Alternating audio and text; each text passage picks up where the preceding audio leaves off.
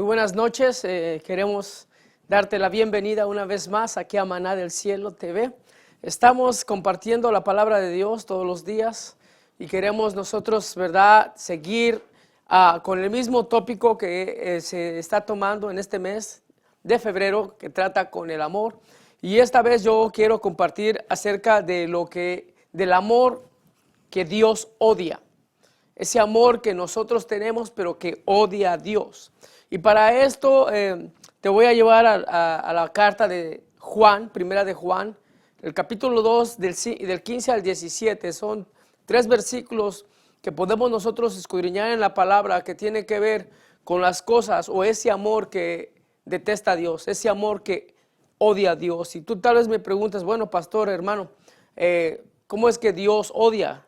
¿Dónde dice eso en la palabra? Y eso es lo que nosotros vamos a ir desarrollando conforme va pasando este tiempo. Nosotros creemos básicamente que el amor de Dios, ¿verdad?, es lo que lo distingue a Él, pero también tenemos que entender que si hay un Dios que ama perfectamente, también hay un Dios que odia perfectamente.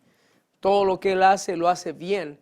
Entonces, vamos a ir a la Escritura para ir desarrollando el tema y espero que tú seas edificado con lo que vamos a estar dialogando, vamos a estar dirigiendo este día. Amén. Y dice la palabra en primera de Juan, capítulo 2, en el 15, dice: no améis al mundo ni las cosas que están en el mundo. Si alguno ama al mundo, el amor del Padre no está en él. Porque todo lo que hay en el mundo, los deseos de la carne, amén, los deseos de los ojos y la vanagloria de la vida no proviene del Padre, sino del mundo. Entonces, aquí nos está diciendo que lo que odia Dios es que amemos al mundo. Obviamente, nosotros creemos que Dios ama perfectamente. Son cosas inseparables. El amor de Dios es perfecto y el odio de Dios también es perfecto. Y esto nos habla acerca de lo que estamos nosotros desarrollando en este día, el grande amor de Dios, pero también el gran odio que existe hacia las cosas que no son de Dios. ¿Ok? En Salmos 97 Dios dice que Dios odia a todo lo malo. Aquel que ama al Señor, el que ama al Señor dice que odia todo lo que es del maligno, todo lo que es diabólico, todo lo que es malo. Aquí nos está refiriendo acerca de que si tú amas a Dios y yo amo a Dios, entonces nosotros vamos a odiar o vamos a detestar las cosas que Dios aborrece, las cosas que son desagradables a su palabra, las cosas que son contrarias a su naturaleza divina, a su naturaleza que Él intrínsecamente tiene, al atributo del amor. Entonces, también en el Salmo 119, capítulo 119, versículo 104, dice: de tus preceptos yo tengo entendimiento y yo entiendo que tú odias los caminos falsos. Entonces, si nosotros entendemos, vemos que el Señor odia todo camino, todo caminar que tiene falsedad, que no es auténtico, que no es genuino, que nos lleva a lugares donde no queremos estar. Dice también el salmista: yo te he amado tu ley y odio a aquellos de doble ánimo.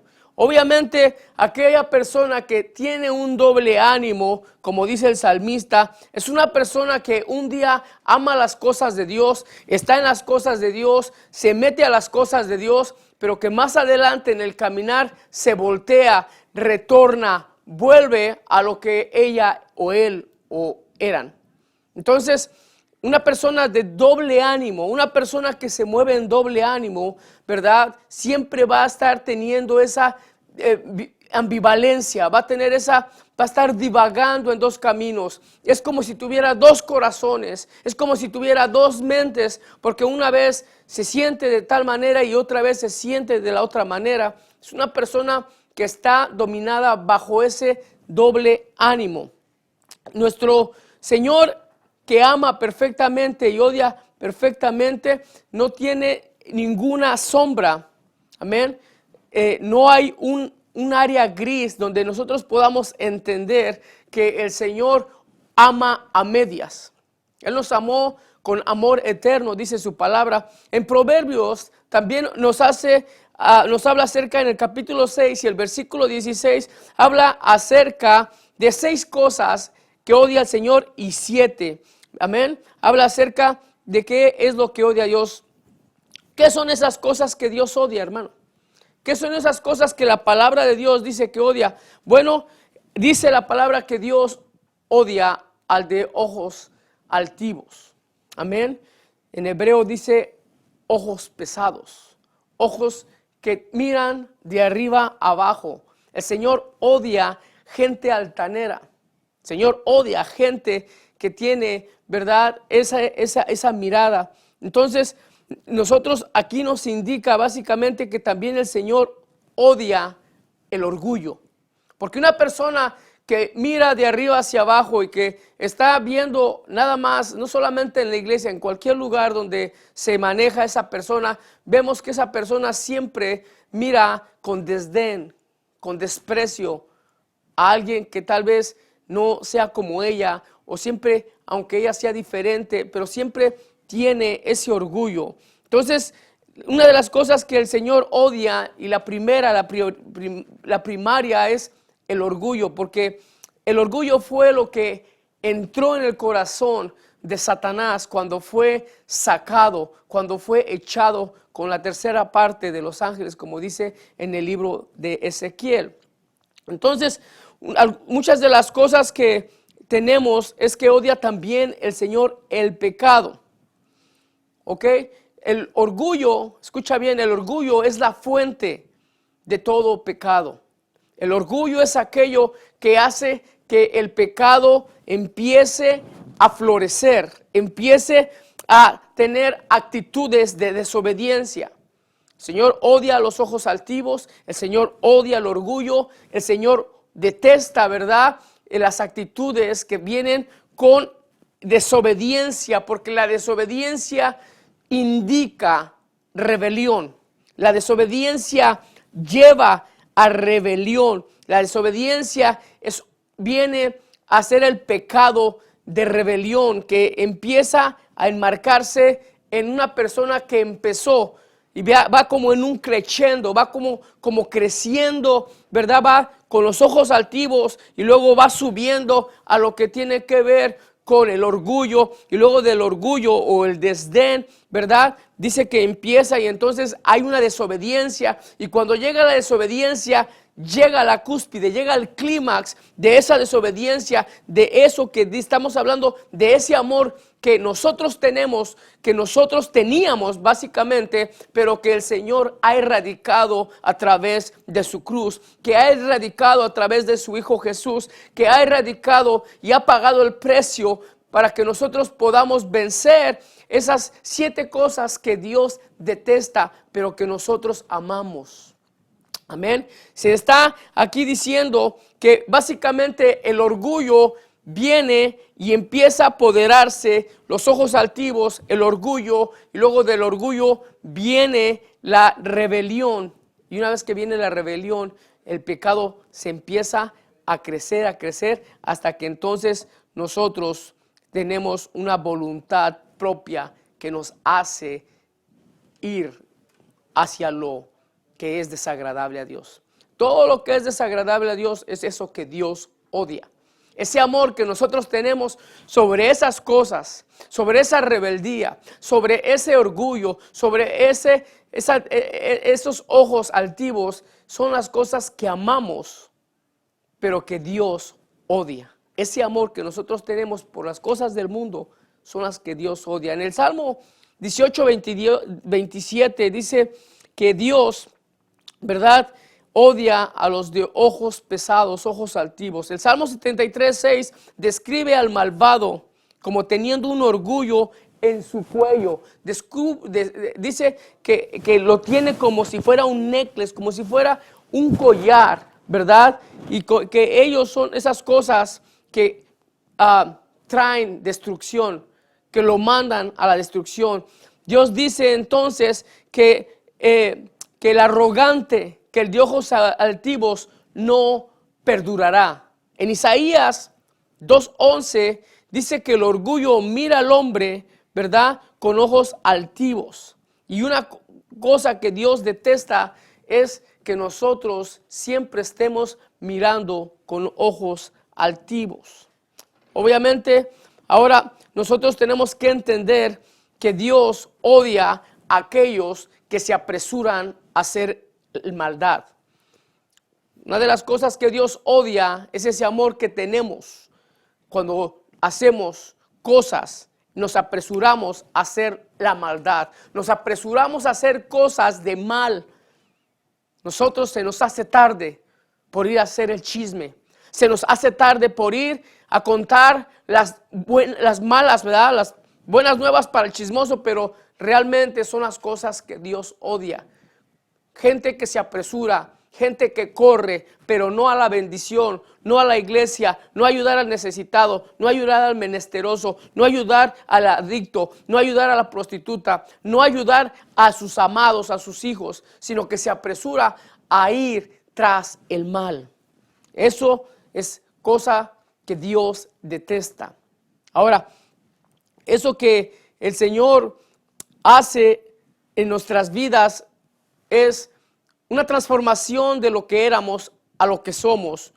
Y podemos caer, pero el Espíritu Santo que está en nosotros y que nos redarguye y que nos empuja, ¿verdad? Dice la palabra que nos constriñe, que nos obliga a hacer a veces esas cosas que no queremos en nuestra carne, pero que es necesario para el bien de la iglesia, que es necesario para el bien de nuestras familias, que es necesario para el bien de nuestra pareja, que es necesario para el bienestar del área de trabajo donde nos desarrollamos, que es necesario para aquellos que vamos a la escuela, aquellos que estamos, ¿verdad?, aprendiendo de una maestría, que estamos, ¿verdad?, creciendo en conocimiento para poder adquirir un título, para tener una mejor vida. Entonces, eso es lo que Dios odia. Dios odia también de estas 7 cosas. Lo que Dios detesta es el falso testimonio.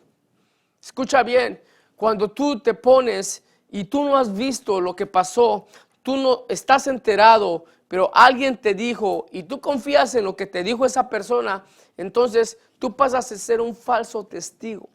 Acuérdate que los falsos testigos son los que vinieron y dijeron: Jesucristo es y estaba haciendo esto y dijo y hizo esto, y por esos 2 testigos, 2 testimonios falsos que trajeron, fue que al final fue crucificado. Entonces, algo que Dios detesta es que nosotros no estemos pendientes de aquellos que están diciendo la mentira. Una mentira es muchas verdades a medias. Ok, una mentira blanca. Es una mentira blanca, hermano. Es una mentira blanca, hermana. Pues yo no creo en las mentiras blancas. O es mentira o es verdad. ¿Verdad? No puede haber cosas a medias. Una media mentira es una verdad completa. Una media mentira es una verdad completa. Entonces hay cosas que Dios odia y otras de las cosas que Dios detesta es el divorcio. ¿Por qué? Porque Él instituyó el matrimonio. Se estaba hablando acerca de la iglesia y del amor del hombre y de la mujer en el libro de Cantares, y estábamos hablando que el esposo es el Señor Jesucristo y la esposa es la novia, ¿verdad? Y desde el inicio de la creación, Dios creó a Adán y Eva, ¿verdad? Y los unió y los hizo una sola carne, y cuando lo miró él a ella, dijo: wow, ¿verdad? Esta es carne de mi carne, ¿verdad? Y el Señor instituyó entonces lo que es el matrimonio. Entonces, el enemigo va a atacar, escucha bien, va a atacar todas las áreas que Dios detesta. Y va a trabajar en aquellos que están ambivalentes, aquellos que están con doble ánimo, aquellos que están con orgullo, aquellos que son desobedientes, aquellos donde ha entrado Satanás, donde ha ganado terreno, donde Satanás ha empezado a crecer en la vida de ellos. Le das una pulgada a Satanás y créeme, hermano, que se va a agarrar una milla. En Malaquías 2:16 dice, yo, el Señor, odio el divorcio. Escúchalo bien, Malaquías 2:16 habla acerca del Señor que odia el divorcio. Escucha bien, Malaquías es el último libro del Antiguo Testamento y es ahí donde en el 3:10 que todas las iglesias sabemos y que todas las iglesias a mitad del servicio, ¿verdad? Paramos todo y decimos, Malaquías 3:10 dice la palabra, ¿verdad? Acerca de los diezmos, pero antes de eso, él está hablando, Malaquías, acerca de una cosa tremenda que había de venir, una cosa tremenda que estaba por suceder, que era básicamente ir a la esclavitud. Entonces, antes de la esclavitud, habla acerca de que Dios, ¿verdad?, odia el divorcio. También, otra de las cosas que Dios odia es la idolatría. La idolatría es algo que el Señor detesta. ¿Por qué? Porque el hombre está empujado en su naturaleza pecaminosa a adorar. Pero cuando no lo enfoca al Señor Jesús, cuando no lo enfoca o no es guiado por el Espíritu Santo, esa naturaleza, ese deseo, eso que Dios ha puesto en el ser humano a adorar, entonces va a ser guiado, empujado por esas cosas que ama el ser humano, pero que detesta a Dios. Acuérdate que este tema se llama el amor que Dios odia. El amor que Dios odia. En Jeremías habla acerca de esa idolatría. Jeremías 44:3 y 4 dice que Dios odia la idolatría. En Amós 5:21 dice Dios odia la hipocresía. Una persona hipócrita, ¿verdad? Es una persona que en el Antiguo Testamento, en los teatros griegos, ¿verdad? Venía el actor y tenía dos máscaras. Cuando estaba representando a una persona triste, entonces ponía la máscara, ¿verdad?, con la lagrimita. Y cuando él ya estaba representando, actuando a alguien feliz, entonces quitaba la máscara con la lagrimita y con la tristeza y se ponía la máscara del happy face, se ponía la máscara de felicidad. Entonces una persona hipócrita es una persona que tiene esas dos cosas, que ama y odia, que representa que lo que está sintiendo adentro realmente no lo expresa lo que está diciendo realmente, ¿verdad? Habla cosas que no tienen verdad, pero aparenta como que sí te estima, como que sí te ama, como que sí está interesado en tu vida, como que tú eres la gran hermana y el gran hermano, pero cuando se da la vuelta y nomás tú te volteas a agarrar el café o nomás te volteas tú a hacer alguna cosa, está hablando mal de ti. Todavía no sales de la iglesia y ya saben toda tu vida, ¿verdad? Allá en el parqueo. O te dicen, hermana, qué gran bendición es usted para mi vida, pero realmente te critican tu ropa, te critican tu familia, te critican tus hijos, te critican cómo vistes, cómo calzas, y esa es una persona que es hipócrita, una persona que te da una cara ahorita, pero realmente está sintiendo otra cosa, una persona voluble. También en el Apocalipsis 2:6 y 2:15, Dios dice que odia a la religión falsa. Y las cosas que odia el Señor, esas cosas falsas, es porque están opuestas a las cosas de lo que Dios ama.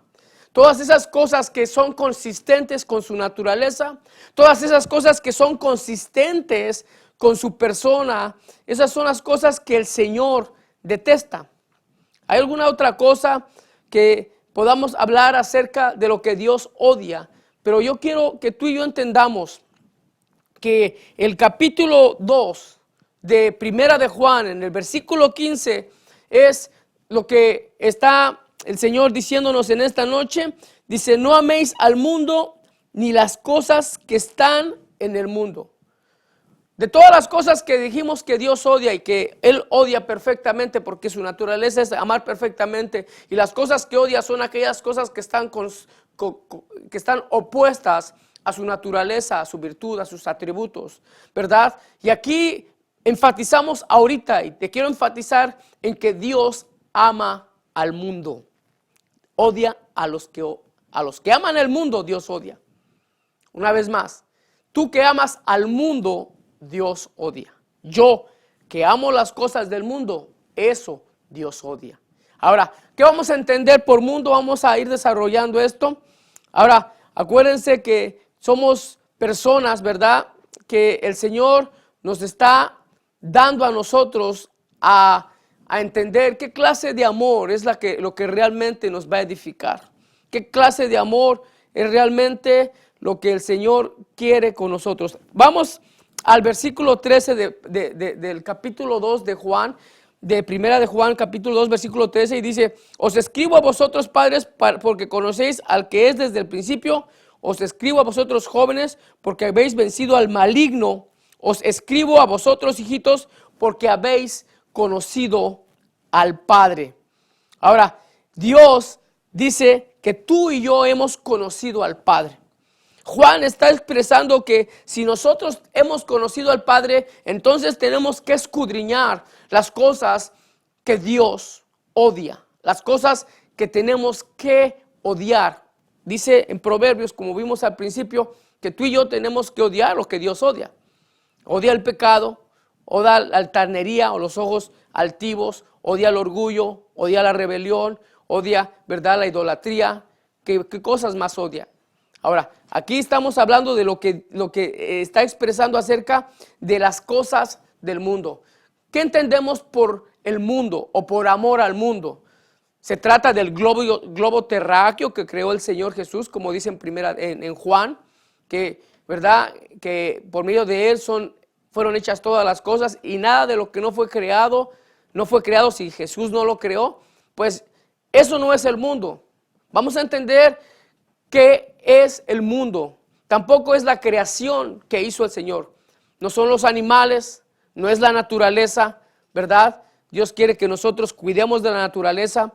Dios quiere que nosotros cuidemos de lo que Él creó. Pero cuando se está refiriendo al mundo, se está refiriendo al sistema que está en el mundo, al sistema que rige al mundo, al sistema que nosotros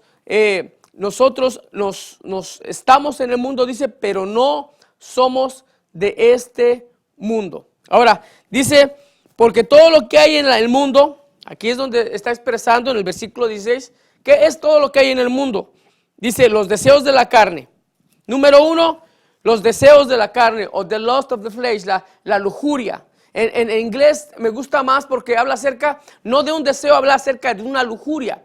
Ahora, cuando entendemos lujuria, no nomás hay lujuria y luego nos vamos al plano sexual. Cuando hablamos de lujuria, hablamos de un intenso deseo por algo. Un intenso que te consume, pero no es un deseo sano. Es un deseo que te consume para poder conseguirlo. Hay lujuria de poder. Hay lujuria que la gente mata, roba, miente y hace lo que tenga que hacer para obtener un hueso, un puesto. Espero que en la iglesia no tengamos gente que tenga ese tipo de deseo malsano o de lujuria por los deseos de la carne. Vamos a ir desarrollando qué tiene que ver con los deseos de la carne, los deseos de los ojos y la vanagloria de la vida. Dice, no provienen del Padre, sino del mundo. Entonces, el mundo, cuando se refiere a esos deseos que consumen al ser humano, que consumen a los cristianos y no cristianos, que consumen a todo aquel que tiene carne y a todo aquel que tiene espíritu y a todo aquel que ha aceptado al Señor y a todo aquel que no ha aceptado al Señor. Entonces, está hablando acerca de los deseos insanos, de la lujuria de la carne, de la lujuria de los ojos, de la lujuria de la vanagloria. Amén. Entonces, cuando nosotros estamos creyendo y entendiendo lo que Dios está desarrollando acerca de esto que tiene que ver con el amor al mundo, entonces tenemos que seguir viendo qué son esas cosas que tienen que ver con los deseos de la carne. Estamos viendo que los deseos de la carne son aquellas cosas, ¿verdad?, que hace que esta carne peque, que esta carne esté inclinada a pecar. Estamos desarrollando esto en el capítulo, primera de Juan, capítulo 2, pero vamos a ir ahorita al capítulo 5 de Primera de Juan, el versículo 4 dice, Primera de Juan, capítulo 5, 1 dice, todo aquel que cree en Jesús que Jesús es el Cristo, es nacido de Dios, y todo aquel que ama al que ha engendrado, ama también al que ha sido engendrado por Dios. Aquí está algo interesante, hermanos, porque todo aquel que ama a Cristo, aquí dice, es nacido de Dios, y todo el que ama al que engendró, ama también al que ha sido engendrado por él. Aquí está hablando básicamente del amor que viene de Dios, que nosotros nos engendró, y si engendró a otros, entonces viene a ser nuestros hermanos. Una persona que ama a Dios tiene que amar necesariamente al hermano. Aquí lo está expresando claramente, capítulo 5 de Primera de Juan, Juan 5:1, y está hablando acerca de ese amor, de eso que es la contraparte del odio, que es lo que se tiene que manifestar en nosotros. En Primera de Juan, en 15:19, Jesús dijo, Primera de Juan 15:19 dice, si tú eres del mundo, vamos a ver, Primera de Juan 15:19, dice, no en Juan, no en Primera, en Juan 15:19 dice, si tú eres del mundo, amas al mundo o las cosas que están en el mundo, pero por eso tú que no eres del mundo, que perteneces fuera del mundo, en otras palabras, tú y yo, aunque estamos en el mundo, no pertenecemos a este mundo. Nuestra ciudadanía es una ciudadanía celestial. Entonces, cuando nosotros empezamos a entender que aunque nosotros caminamos en el mundo, comemos cosas del mundo, manejamos, ¿verdad?, como todo el mundo, bueno, no necesariamente, a veces manejamos peor que los del mundo, porque realmente a veces, especialmente aquí en estas autopistas de California, del sur de California, cuando estamos, ¿verdad?, nuestro trayecto diario al trabajo, o cuando vamos en el trayecto diario a la misma iglesia, y nos damos unos enfrenones y unos cerrones y, ¿verdad?, cortamos al de al lado, saltamos las líneas del carpool seguido, y entonces demostramos ese amor porque tenemos que llegar tarde temprano a la iglesia, ¿verdad? Tenemos que ir a ministrar al pueblo, tenemos que ir a levantar las manos, ¿verdad? Entonces, aquí lo que nos está hablando, lo que nos está exhortando el Señor, es que lo que nosotros tenemos que entender es que es un estilo de vida, hermano. El amar es un estilo de vida, es una decisión, no es un sentimiento. El amar no tiene que ver con cómo me siento hoy. Probablemente no me sienta muy amante hoy del hermano, pero tenemos que trabajar, tenemos que hacer las cosas en común, tenemos que seguir en el mismo proyecto, tenemos que seguir avanzando el reino de Dios, tenemos que seguir rescatando las almas, tenemos que seguir predicando la palabra de Dios, tenemos que seguir diciendo que Cristo vive, aún a pesar de que nos estemos muriendo nosotros. Aún a pesar de que nosotros estemos muriendo y a la carne, muriendo a esos deseos de pelear, muriendo a esos deseos de quién gana la lucha, muriendo a esos deseos de decir yo tengo la razón y tú estás mal, pero realmente la palabra nos exhorta a razonar, nos exhorta a que si nosotros nos amamos como hermanos, entonces debemos nosotros realmente bajar nuestras armas, bajar nuestros argumentos. Tal vez tú tengas la razón, tal vez yo tenga la razón, pero realmente el amor incondicional del Señor, cuando el Espíritu Santo viene a nuestras vidas, cuando el Señor realmente te ha tocado, cuando tú sientes que realmente el Señor ha hecho una obra monumental en tu vida, créeme que no puedes tú estar bien, no puedes estar en paz si tú estás enojado con tu hermano, con tu hermana, con tu pareja, con tu pastor, con tu líder, ¿verdad? Puede haber diferencias, puede haber debate, puede haber cosas que tal vez tenemos puntos de vista muy diferentes, pero yo quiero decirte, hermano, que realmente lo que a nosotros nos une es el amor de Cristo. Lo que realmente nos tiene a nosotros, que es ese glue, que es ese pegamento, se llama la sangre de Jesús. Se llama el amor que Él dio por ti y por mí. Ahora mira, en Gálatas en el capítulo 6, versículo 14, Pablo dice, que nunca dejemos que nuestro orgullo, ¿verdad? Que seamos jactanciosos, que seamos orgullosos, sino de aquello que el Señor hizo en la cruz. ¿Verdad? Que por medio de la cual el mundo ha sido crucificado y me han crucificado a mí y yo he sido crucificado para el mundo. Esta es una declaración tremenda, hermano, lo que habla el apóstol Pablo y dice, si de algo tú te vas a jactar de que conoces a Cristo y a Cristo crucificado.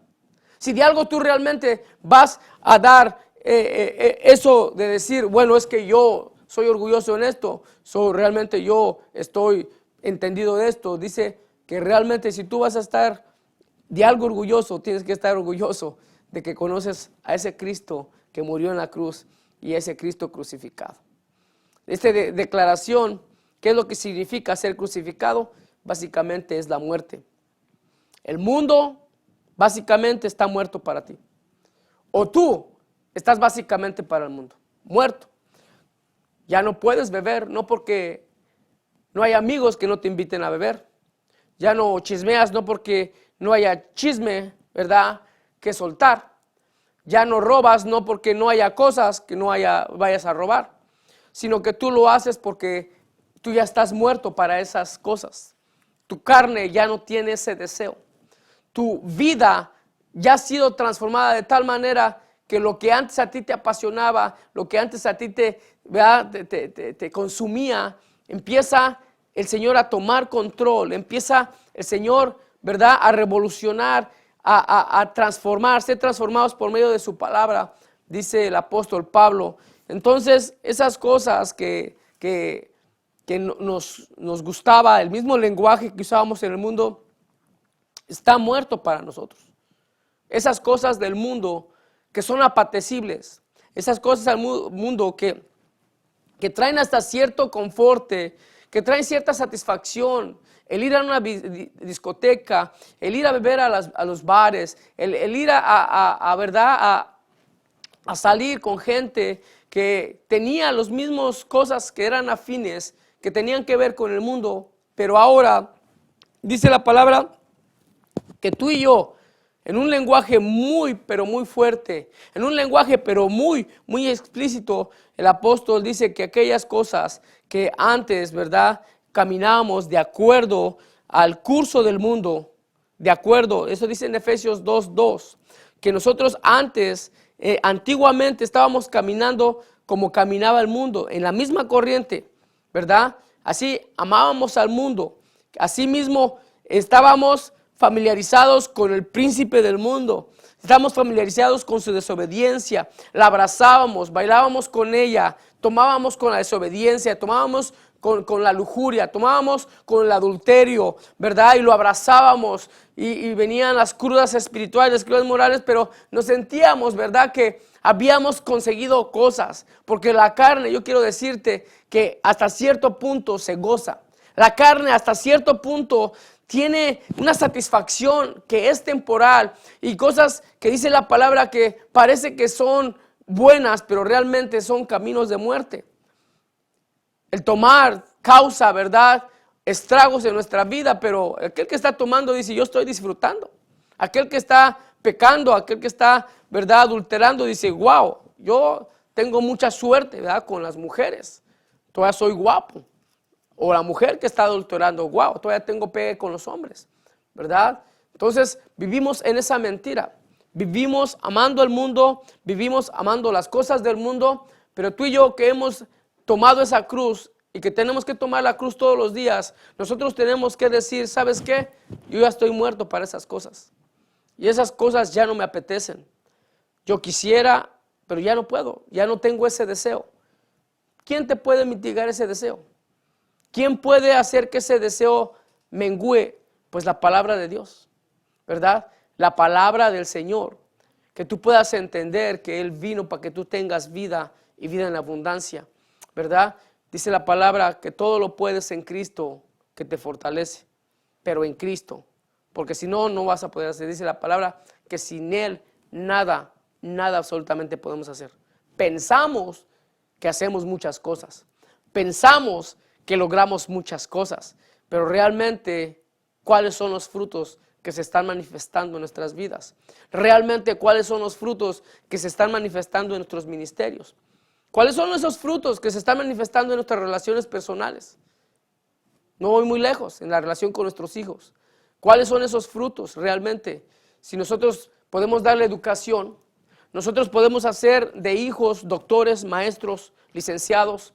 Nosotros podemos hacer de nuestras esposas que aparentemente estén felices, ¿verdad? Pero cuando llega la prueba, ¿verdad? Cuando llega la hora en la cual tu hijo y tu hija tienen que enfrentar al mundo y las cosas que están en el mundo, yo quiero decirte que si no tienen una base cristocéntrica, si no tienen una base fundamentada en la palabra de Dios, créeme que van a ser unos doctores orgullosos, unos doctores que van a ser no solamente orgullosos, sino van a ser también altaneros, unos doctores que van a ser rebeldes, unos doctores que van a ser, ¿verdad?, personas que van pasando de esposa en esposa o de amante en amante, licenciados, jueces, drogadictos, ¿verdad?, que van a venir y van a ser, por un lado van a tener todos los títulos colgados ahí en la pared,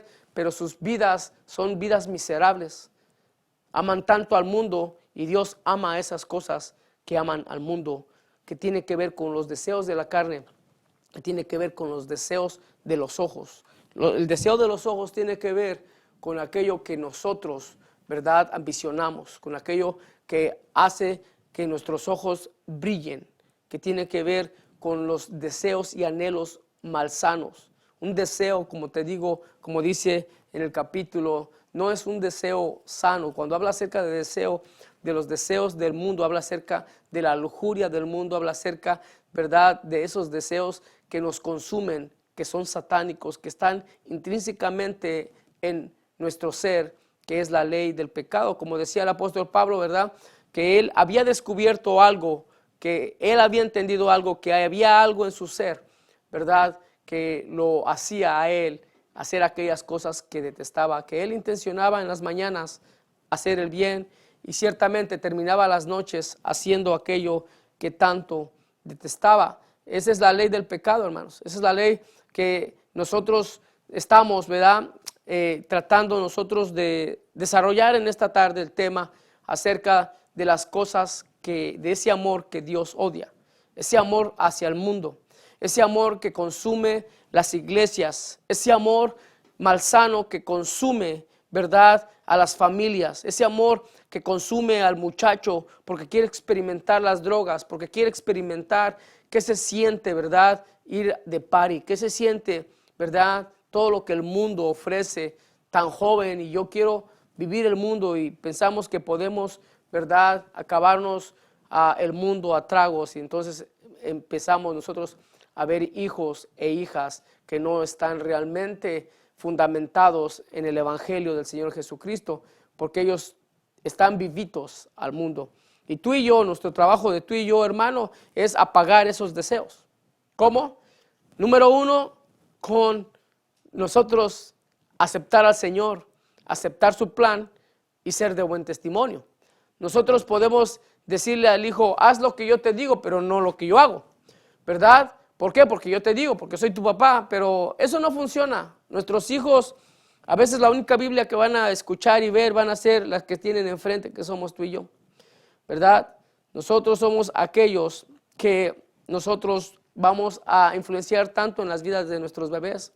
Desde que están pequeños, ellos están, ¿verdad?, nutriéndose, su espíritu se está nutriendo, su mente se está nutriendo. Entonces, a la edad de 12 años, los judíos ya los llevaban a trabajar porque ya a la edad de 16 años ya tenían que ser hombres, gente que ya podía, ¿verdad?, tener un matrimonio, porque ya los habían llevado a la práctica de todo lo que el Pentateuco les había enseñado.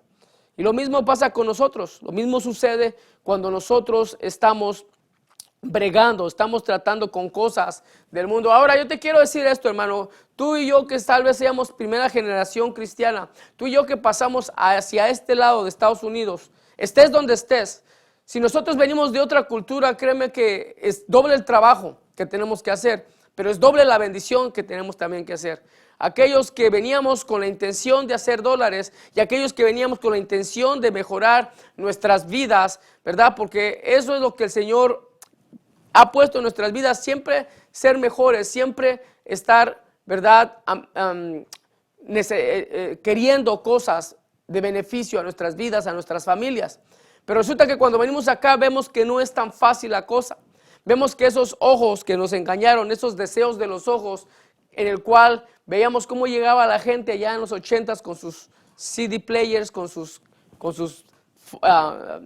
boombox, con sus videocaseteras en aquel entonces. Entonces, al menos a mí eso fue lo que a mí me empezó a atraer, ¿verdad? El lenguaje, ¿verdad? De que tenían buenos carros, de que tenían buenos trabajos, llegaban en 2 o 3 años, hacían sus casas, pero ese deseo tal vez de mejorar, aquí venimos. Entonces ahora no solamente trabajamos un trabajo, 2 trabajos, 3 trabajos, trabaja la esposa, trabaja el hijo, trabaja el que vive aquí, agarramos una casa, ya después agarramos un carro en pagos, agarramos cosas a crédito. Entonces las cosas del mundo, ¿verdad?, empiezan a tomar control sobre la vida, se nos olvida realmente a veces el por qué venimos, ¿verdad? Antes empezábamos a mandar dinero a México y de repente pues ya no alcanza ni para nosotros estar aquí. Entonces, lo que nosotros hemos aprendido, o lo que yo he aprendido en mi vida, es que ciertamente sí, el Señor cumple su propósito en nuestras vidas, aquellos que estábamos buscando una mejora, pero aquellos que realmente hemos aceptado al Señor Jesús, empieza a ser una obra tremenda en nuestras vidas, porque el Señor usa ese deseo de mejorar y entonces nos confronta con su palabra, nos confronta con su verdad. Somos traídos al evangelio, muchos de nosotros, escucha bien, tú que estás ahorita ahí sentado escuchando la palabra de Dios, quizás jamás en tu vida hubieras pensado tú poder abandonar la iglesia tradicional, ni siquiera poner atención, ¿verdad?, al evangelio. Pero cuando nosotros venimos acá y empezamos a tener la necesidad afectiva de la familia, empezamos a tener la necesidad afectiva de los amigos y empezamos a nosotros a buscar que tiene que haber algo más que el trabajo y hacer dinero y pagar los biles. Entonces el Señor empieza a trabajar en nuestras vidas, y cuando llega un evangelista o llega un predicador y realmente nos trae la paz que da el Señor a través de su palabra, que nos da realmente el panorama de que realmente el Señor tiene propósitos para nuestra vida, aunque suene muy choteado, que suene muy usado, pero yo quiero decirte que eso nunca va a pasar de moda. El evangelio dice su palabra, dice que el mundo pasará, pero su palabra no pasará. Su palabra es eterna, su palabra es de bendición a nuestras vidas.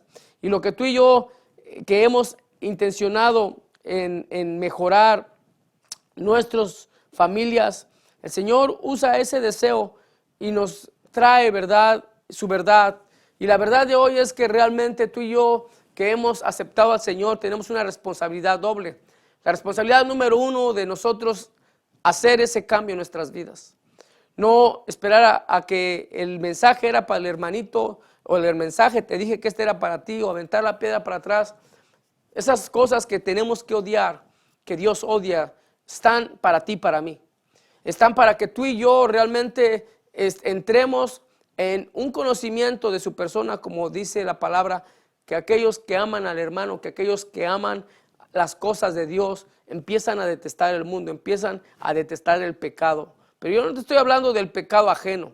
Yo estoy hablando que tú empieces a odiar esas cosas que realmente a ti te consumen.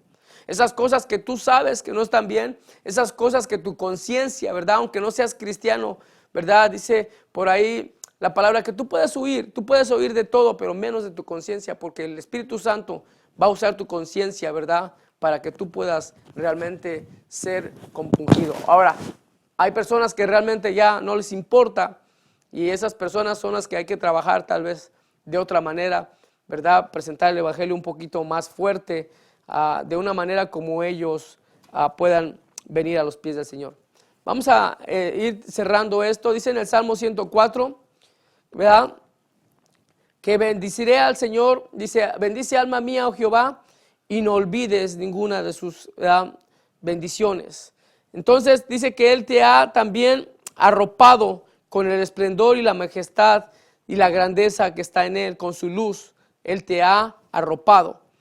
Entonces el Señor en esta noche te quiere arropar y me quiere arropar a mí de las cosas que no podías antes hacer, de las cosas que tal vez ahorita te cuestan trabajo.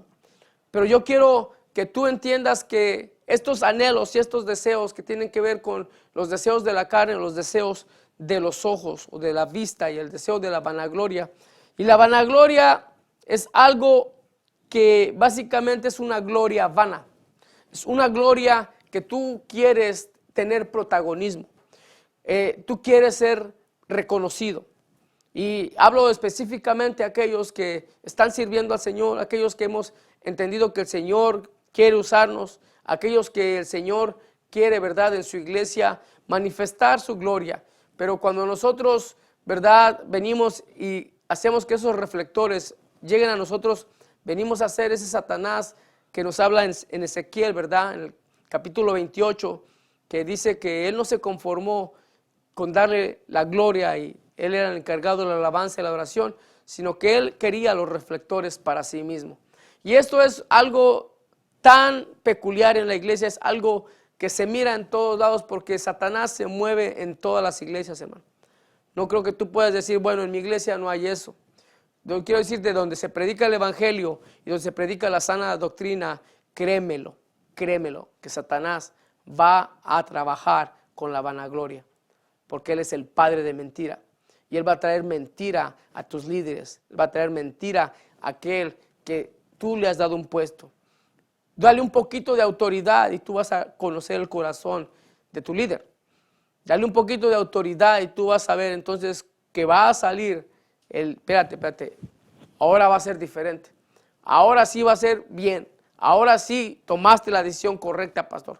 Ahora sí tomaste la decisión de poner a alguien que va a hacer el evangelismo como no se ha hecho antes. Y esa es la gran mentira de Satanás, ¿verdad? Porque nosotros no creemos que la vanagloria, que la gloria vana, ¿verdad?, es para uno. Yo creo que todo lo que tú y yo hacemos, lo hacemos porque le queremos agradar. Lo hacemos porque hemos entendido que ya nuestro cuerpo, nuestro deseo está enterrado con Cristo Jesús. Estoy juntamente crucificado, mas ya no vivo yo, sino vive Cristo en mí, y aquello que yo ahora vivo, lo vivo en aquel que entregó su vida por mí. Entonces, si realmente estás con Cristo crucificado, entonces tenemos que emplear que tú y yo estamos nosotros forzados, obligados por hacer el bien. Dice la palabra que es pecado para aquel que sabe hacer el bien y no lo hace. Pero nosotros no nos importa siempre y cuando a mí me den mi lugar, siempre y cuando a mí, ¿verdad?, me den mi diploma, siempre y cuando a mí me den el aplauso, siempre y cuando vean cómo es, qué tanto estoy trabajando, qué tanto estoy diezmando, mira todo el sacrificio que hago.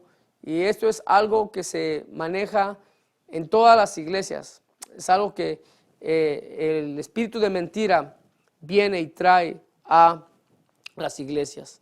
Ahora, mira, vamos terminando con esto. Dice en Lucas 16:8 que los niños del mundo, ¿verdad?, son lo que el mundo ha traído, son hijos del mundo. Pero nosotros no somos hijos del mundo, sino que somos hijos ciudadanos de los cielos, como dice en Filipenses 3:20, que nuestra ciudadanía está en los cielos, que tú y yo no somos de este mundo. ¿Qué es lo que significa?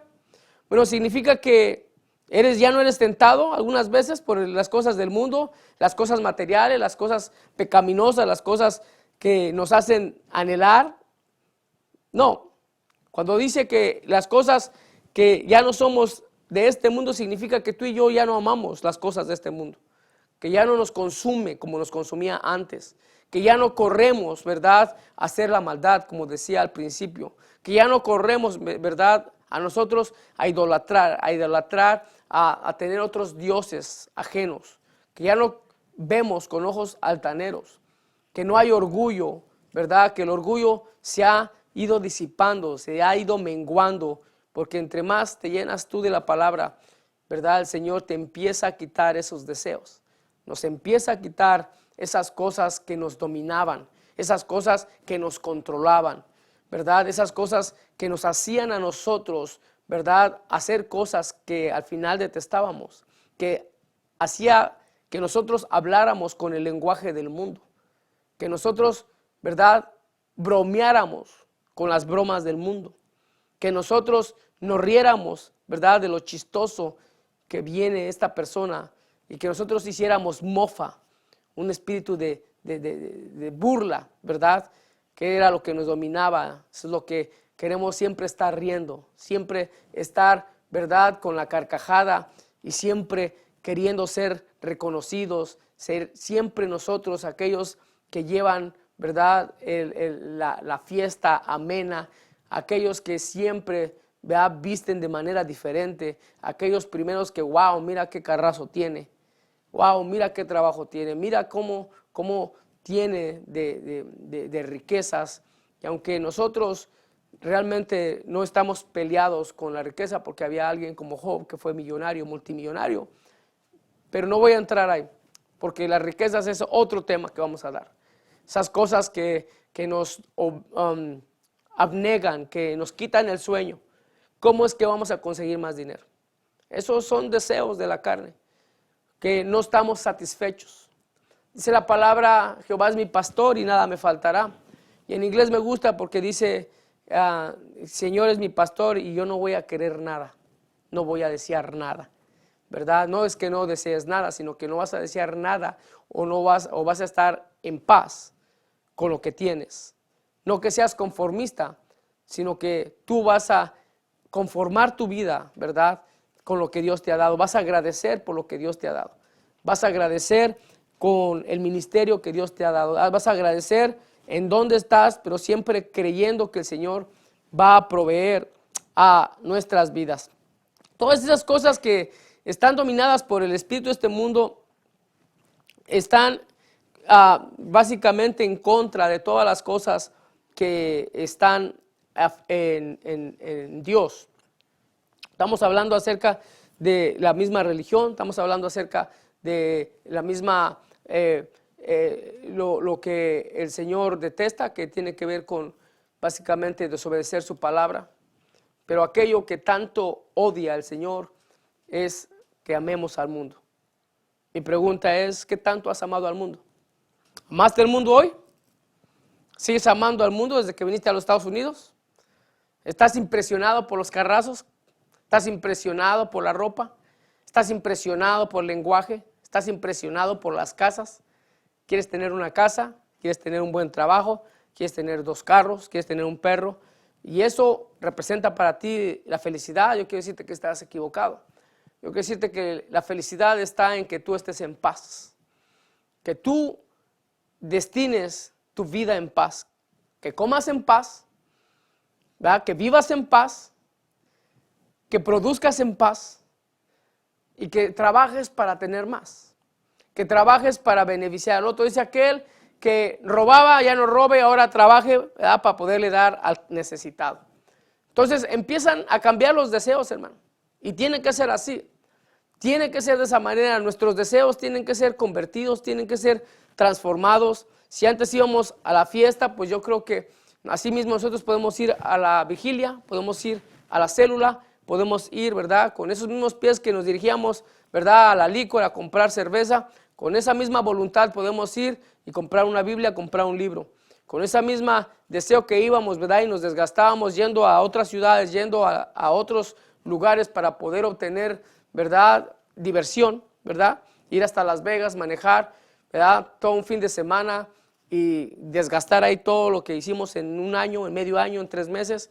Esos deseos, ¿verdad?, que nos consumen, que nos llevan a la pobreza, esos deseos que nos llevan a relaciones infructuosas, esos deseos malsanos, esas lujurias, esos deseos intensos que dominan nuestra carne, que dominan nuestros ojos. Pero cuando habla de los ojos, habla realmente de lo que nuestros ojos se enamoran de cosas del mundo, ¿verdad? Yo creo que todo lo que tiene que ver con aparatoso, cosas aparatosas, los ojos, ¿verdad?, se enamoran de cosas que no le bendicen al ser humano. En esta tarde quiero yo decirte, hermano, que tú puedes realmente y tienes la voluntad, tú que has servido y que has aceptado al Señor, que tú puedas entender que tú puedes ser dominado y tus deseos pueden cambiar, ¿verdad? Dice la palabra, yo no lo he alcanzado todo, dice el apóstol Pablo, pero una cosa sí hago, ¿verdad? Me olvido del pasado y me extiendo a las cosas que están hacia el frente, y lo que está hacia el frente de ti es más prometedor que lo que estás pasando tal vez ahorita y que lo que has pasado en el pasado. No lo hemos conseguido todo, hermano. Nosotros que estamos aquí predicando la palabra, tenemos que bregar, tenemos que tratar con las mismas cosas, tenemos que morir todos los días, tenemos que tomar todos los días esa cruz y seguirlo a Él y seguir creyendo que el Señor está haciendo cosas maravillosas, que las está haciendo. Decirle al Señor, gracias Señor por un día más, decirle Señor, gracias porque en mí, mi familia, ¿verdad?, está en bendición, porque tú Señor me has rescatado del mismo fango, pero me has rescatado de una vida eterna. Y ahora yo te digo a ti, amigo, que tú nunca has entendido el verdadero amor del Padre, es que Él dio a su Hijo unigénito para que tú entendieras que Él vino y murió para que tú tengas vida eterna, que tú creas que Él fue rescatado, que fue muerto, que murió y resucitó para la propiciación de tus pecados, para la remisión de tus pecados. Ahora yo te invito a que tú lo aceptes y que digas, Señor Jesús, en este momento te reconozco. Gracias por morir en la cruz, Señor. Gracias por el sacrificio que hiciste por mí. Yo te recibo como mi Señor y suficiente Salvador, ¿verdad? Y esta oración que tú has hecho tal vez te costó 1 minuto y te va a llevar la vida entera a poder entenderlo.